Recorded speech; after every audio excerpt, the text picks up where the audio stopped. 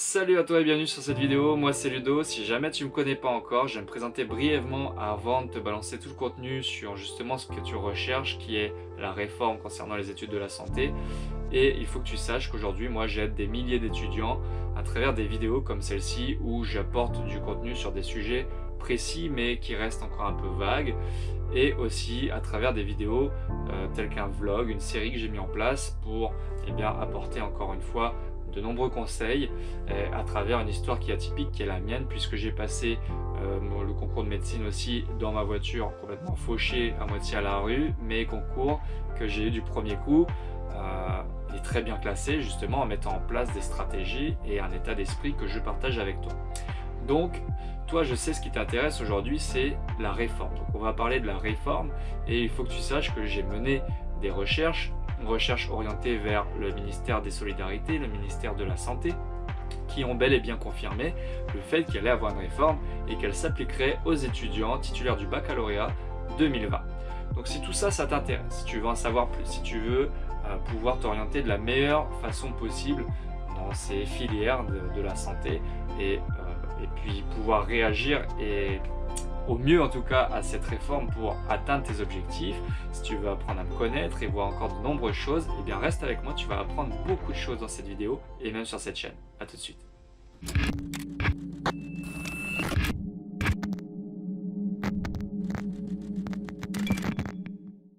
Alors j'ai décidé de commencer cette vidéo par l'impact finalement qu'allait avoir cette réforme sur les études de la santé et en m'appuyant sur la synthèse simplifiée du rapport Saint-André, mais aussi du plan de santé 2022 ou de la réforme PACES 2020 qui vont te permettre de comprendre au mieux la chose, parce qu'il faut savoir par exemple qu'il va y avoir une suppression du numerus clausus qui va être remplacé par un numerus apertus. Alors qu'est-ce que c'est que ce truc là?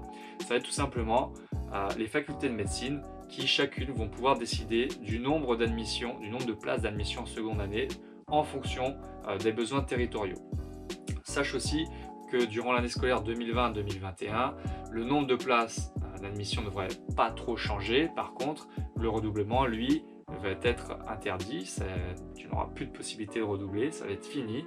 Et finalement, c'est des études qui vont devenir toujours de plus en plus sélectives, et c'est en ça que je peux t'aider, je te le rappelle, parce que si tu vas voir un peu ma chaîne, j'ai fait de nombreuses vidéos de type vlog basées sur mon histoire personnelle un peu atypique puisque j'étais à la rue, mais voilà, à travers lesquels je te fournis de nombreux conseils de développement personnel afin de te construire l'état d'esprit adéquat pour réussir, parce que le travail c'est bien, mais de toute façon tu n'arriveras pas à travailler de manière hyper efficace si tu n'as pas l'état d'esprit.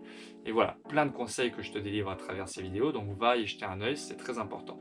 Et finalement, concernant les aspects positifs de cette réforme, il faut savoir qu'elle a pour but d'ouvrir l'accès à un plus grand nombre d'étudiants concernant les études de la santé et de les amener de manière progressive à aller dans les filières médicales. Donc c'est quelque chose qui est bien en théorie et qui va être mis en place à partir de 2020 et qui, en fait, on va voir tout simplement les études de la santé communément appelées PACES, donc aujourd'hui en 2019, qui vont devenir les études de la santé, attention, MMOP. Donc MMOP, pourquoi? Pour médecine, maïeutique, odontologie et pharmacie. Alors tu vas me dire, qu'est-ce qui va devenir des élèves qui souhaitent aller en kiné, filière dans laquelle je fais partie par exemple? Eh bien, il faut savoir qu'eux aussi vont être victimes d'une réforme afin de savoir, de décider quels seront les critères d'admission dans cette filière-là spécifique. Donc je vais maintenant te parler des deux voies différentes que je viens de te citer, et en particulier sur leurs conditions d'admission aux filières MMOP. La première d'entre elles, comme je te l'ai dit, c'est le portail santé. Et donc ça, c'est la première chose vers laquelle tu dois te diriger si jamais tu es en train de passer le bac. Et de toute façon, le lycée dans lequel tu es va t'amener à t'inscrire sur ce qu'on appelle une plateforme, enfin Parcoursup. C'est une plateforme en ligne qui te permet de t'inscrire à ces études supérieures. Si jamais tu as besoin, je te l'ai mis aussi en description. Et donc, il faut que tu te diriges vers cette voie-là, sachant que les conditions d'admission sont particulières, c'est-à-dire que tu vas devoir valider 60 CTS en un an. Donc en gros, chaque semestre représente 30 CTS. En gros, il va falloir que tu valides toutes les modules, toutes les matières en un an, c'est-à-dire que tu ne peux pas redoubler. Donc en gros, à fond. Également, tu vas devoir avoir des résultats au-dessus d'un certain seuil et tu vas pouvoir avoir accès aux filières MMOP. Si jamais tu as donc une moyenne au-dessus d'un certain seuil de moyenne générale, mais aussi si tu as des notes au-dessus d'un certain seuil dans des SP, et c'est ça qui te conduira aux différentes filières.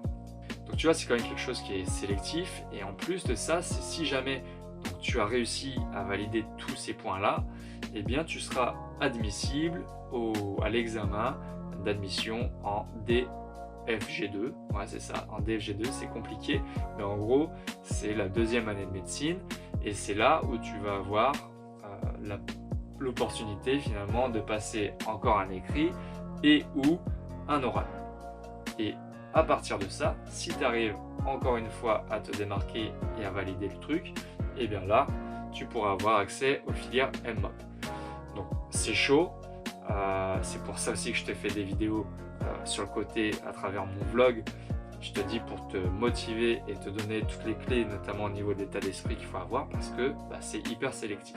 Sache que si jamais tu n'as pas réussi à intégrer les filières MMOP, mais que cependant tu as réussi à valider tous les modules de ton année, eh bien sache que tout n'est pas fini et que tu vas pouvoir soit avoir accès aux différents métiers de la santé via les différentes licences que t'offre la fac, ou alors accès à des licences donc L2, des licences à mineur santé, comme je te l'ai dit, également proposées par la fac et qui te permettent de construire un dossier solide. Donc il va falloir toujours continuer à travailler à fond et donc à remplir certaines conditions pour pouvoir te représenter ensuite ces filières MMOP et repasser le concours en guise de seconde chance.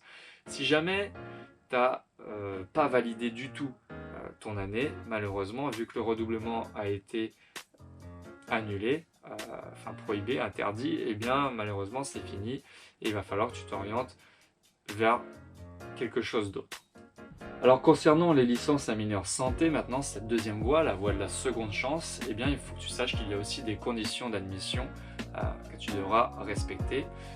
Donc comme je te l'ai dit, c'est pour si jamais tu échoues finalement la voie principale et que tu décides de réintégrer une licence, eh bien sache qu'à partir de 2020-2021, tous les étudiants de ces licences, donc licence par exemple de chimie, d'histoire, de mathématiques, même de droit, enfin à condition qu'ils proposent une mineure santé, vont pouvoir se présenter au concours, aux filières MMOP sous certains critères. Notamment, le premier des critères, c'est celui d'effectuer ta licence cette année du premier coup, d'une traite, de valider tous tes UE, de valider les 60 ECTS, de ne pas redoubler. C'est toujours un truc assez chaud et une fois que tu as tout ça, eh bien, il va se rajouter à ça des critères supplémentaires qui vont être divulgués par la fac, notamment par exemple d'avoir une moyenne générale au-dessus de 12. Donc tu vois, c'est quand même encore quelque chose qui est sélectif, c'est un dossier qui va être béton qu'il va falloir construire, donc je te conseille de te mettre toujours à fond et de rester motivé tout simplement. Si tous ces critères-là sont validés, eh bien sache que tu pourras te présenter aux examens d'admissibilité, enfin tu seras admissible, tu pourras te présenter aux examens d'admission aux filières MMOP et donc tu auras encore une fois la possibilité de passer un écrit et ou un oral qui te permettra de passer en deuxième année en DFG2. Si jamais tu échoues, sache, mais que tu as validé quand même ton année, sache que tu pourras aussi représenter le dossier en L3, jusqu'à la fin de ta licence, tu vois. Après ça, ou alors si jamais tu redoubles, eh bien sache que tu ne pourras plus te présenter aux filières MMOP du tout, et encore une fois, il va falloir que tu t'orientes vers un autre parcours. Donc voilà, concours très sélectif. Si je peux te donner des conseils, c'est peut-être de prendre une année avant de pouvoir passer le concours pour prendre de l'avance sur le programme, peut-être faire une année blanche, tu vois, ou alors en parallèle de ta terminale, faire un cursus un petit peu spécialisé qui t'apporte un maximum de connaissances pour pouvoir perfer un peu plus l'année d'après. Ensuite, il existe de multiples choses que je ne connais pas encore, mais des assos ou des organismes qui te donnent accès à une formation en parallèle de ton année, donc portail santé, la voie principale, et que tu vas pouvoir utiliser pour parfaire encore plus. De toute façon, il va falloir que tu mettes vraiment toutes les chances de ton côté, il va falloir que tu prennes toutes les connaissances possibles et inimaginables de tous les côtés de manière la plus efficiente possible.